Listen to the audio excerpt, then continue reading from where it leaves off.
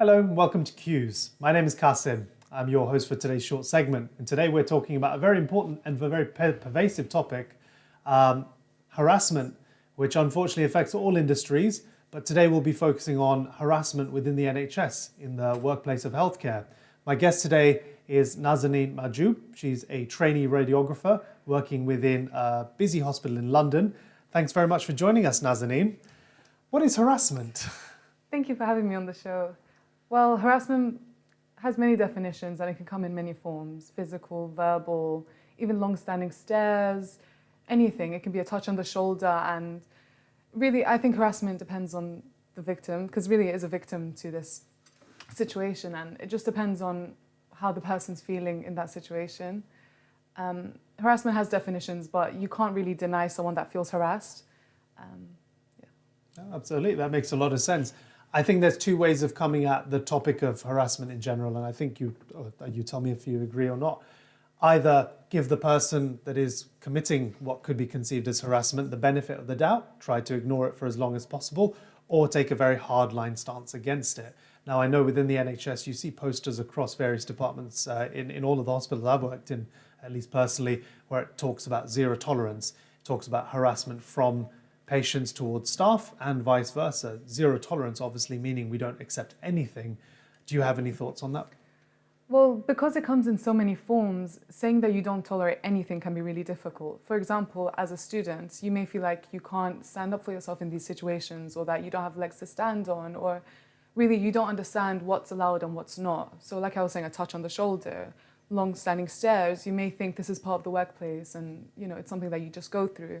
And even building upon that, being a victim to these situations, you don't know what you can say and what should be said, and what's allowed, what's not allowed, and also what will impact you. So really, it's really difficult to comment on what is allowed and what's not. I mean, I think you've made a really interesting point talking about how it might affect you yourself in your career development and your personal development as well. I think that can also be something that can confound the situation and make things more complicated, where people are thinking about their long-term prospects either within that department, within the field in general. And I think there is probably a very, very subtle but quite malignant culture of victim blaming, where a person can, in the process of whistleblowing, be made to feel as if they're a troublemaker, as if they are otherwise unsuitable to be employed. I mean, is that something that you might have considered if hypothetically you had been on the receiving end of harassment? Yeah, definitely. When you're receiving harassment or any form of harassment, you really look at every aspect of it and how it could affect you. You think, if I do complain about this specific person, even if it is an anonymous complaint, you know that you have such specific things that you've gone through, and if you complain about this, they may know that it was you. Or in hospitals and departments, there's gossiping, there's talking amongst, the higher ups, and then, people hear these whispers, they hear everything. And generally, if they hear that a student has complained, all the students may be impacted and all may be looked at differently. Or you just think that, everyone in the department will look at you differently, and you wonder, should I just endure this harassment, take it, and just not experience the rest of it and not experience the impacts of complaining? So you just try and weigh out, how will I be impacted? What will I experience if I do complain? Will I benefit? Will I receive something even worse than what I'm receiving right now? It's quite difficult because you just think, what do I deserve? What should I be, how should I be treated? But the way to improve this really, I think, is talking to your students, having someone specifically for this, because as students, we have people that help us through our education and like the physical aspect of learning to, learn how to do your role. But I don't think we get a lot of emotional support within this. I completely agree.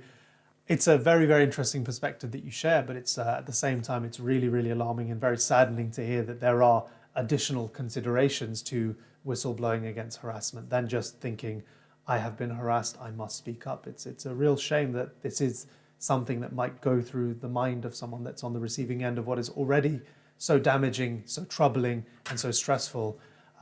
Would you be able to offer any perspective on whether you think that males or females are more at risk of harassment? Well, I think as history shows, females do go through more harassment. I think within like the locker room and male-to-male contact, it can be quite physical. I think, women can be more sensitive I don't know if I should say that, but I think, you know, we take things on board a lot and we're told to just endure things and, you know, just to take it on the chin. But if something is making you feel uncomfortable, I think it's enough to speak up and, you know, say something. But I think women as a whole are told to just take it. And, you know, being called sweet names, you know, it can seem very nice and the sentiment may be nice even from the person that's saying it, but you could feel condescending, it could feel inappropriate, you know, it could have a lot of impacts on the woman. It's hard to say who experiences it more because, as we said, harassment comes in so many different forms, but as a whole, I wouldn't comment and say that one gender experiences it more, but I would say that different genders may take it differently or just people may take it so differently. You should look at each individual and look at their specific, you know, characteristics. You shouldn't say, you know, that's a very noble philosophy. I think you're definitely subscribing more to the point of view of try to understand the person, try to understand the situation rather than just draw a hard line in the sand and say this is harassment, whether you want to dress it up or not.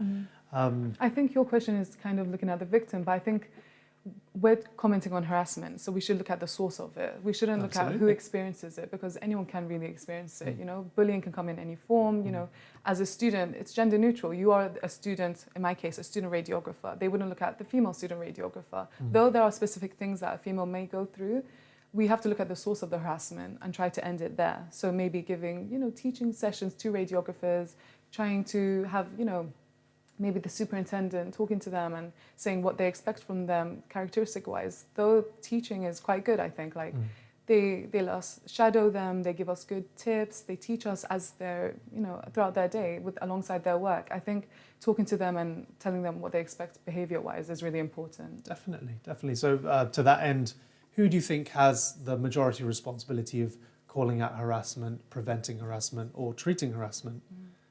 Well, calling out harassment, I think it can happen at any stage. It can happen from a colleague that's watching the harassment occur in the workplace.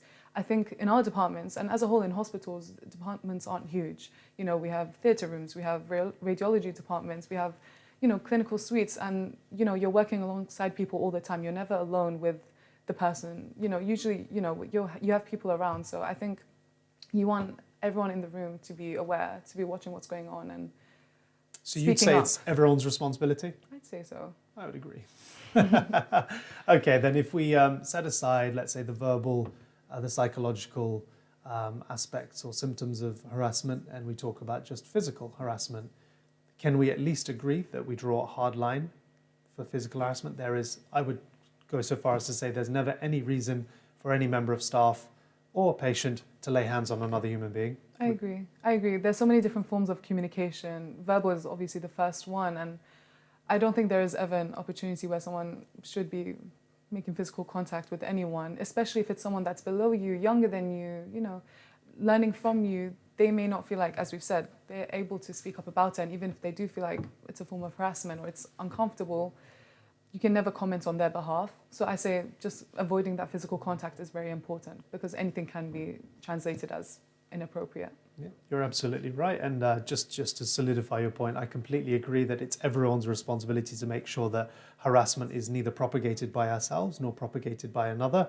And in those situations where unfortunately it is observed somehow, we all have a responsibility to discuss it at length, make it as public as possible, and to make it such that anyone that is contemplating, considering either actively or passively committing harassment thinks twice. I think the way that things are going, where we are multicultural, we've got obviously both genders, as we have in the healthcare system. We've had both genders working side by side amazingly effectively for decades now. I don't think there's any reason that we should start to use excuses like, you know, men and women are just not designed to work together, because we've seen it. We've seen it effectively for decades now.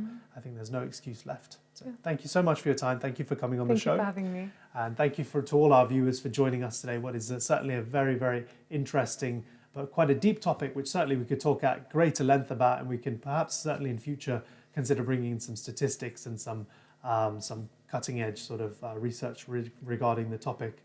Until that time, I wish you all well. Thank you very much for joining us once again. Take care.